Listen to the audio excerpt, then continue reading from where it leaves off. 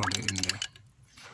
That's the oil cooler there, and then at the bottom of the oil cooler there's a plate there. Underneath it there's a gasket there.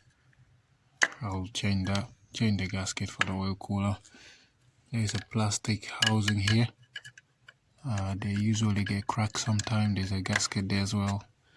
There's another housing here, plastic housing here, and there's another plastic housing here which normally leaks as well, and then it comes out from there, travels there into that hole there.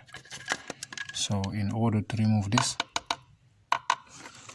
the whole plate, there's a plate here, has to come out in order to remove this plastic housing.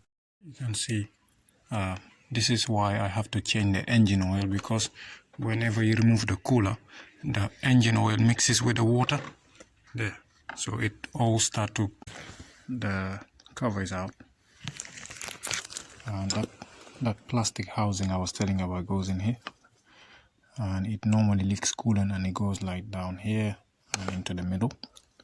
So I'm changing that plastic housing there. That's the reason why I have to take this cover off, because you can't get it off from here. And then you have there's a plate that sits in here, and then there's a gasket that sits in there. I'm changing that. There's a seal gasket that sits in here. I'm going to change that as well. So this is where the water was just flooding here in the middle.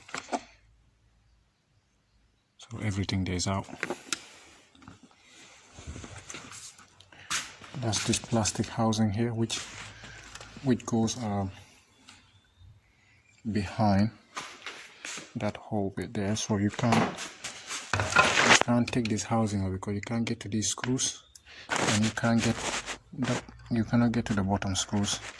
So that's why I'm changing this, and I'll change the gasket for the plate, and then this is the plate which sits in the middle there, and then there's a gasket around it there, and then when you flip it there's another gasket there, and then the cooler, that one there, it sits on top of it. So I'll change that seal as well. And then there's this valve as well, which the coolant goes in it. I'm gonna change this plastic housing here, because it's damaged in that area there. It's all damaged there. So if I put this new seal in there, it won't seal properly, because the plastic part here is broken. So I'll change this whole housing. I'll change it. It sits in here, and it sits on top of the plate that goes in there.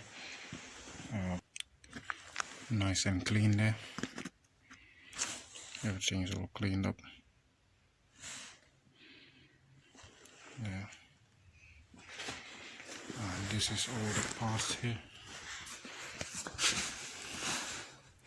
This one is I'm not gonna use this one yet. It's for the timing chain sealant with the rear crankshaft seal. That's if we're gonna do the oil leak for the gearbox side.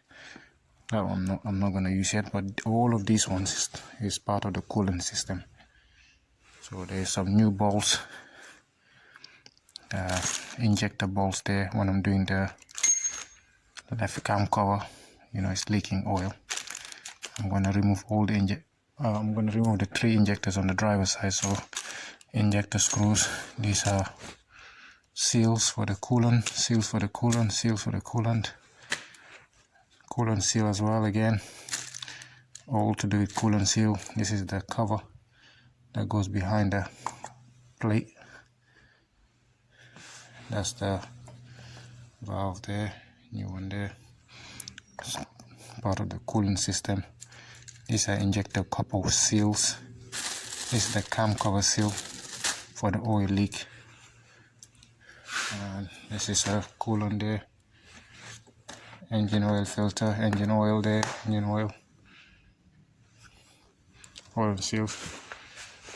This is just the old stuff. I'll clean all of them, replace that, replace the seal, replace the seals there, and then just put everything back. Plate there. It's all out there. Cam cover is out. I'll put new gasket in there, put new injector seals as well, and then that's the cover there, and that's the gasket for the old gasket there. That's the new gasket for the cam cover. That's the injector bolts there, injector seals, injector and injector seal there.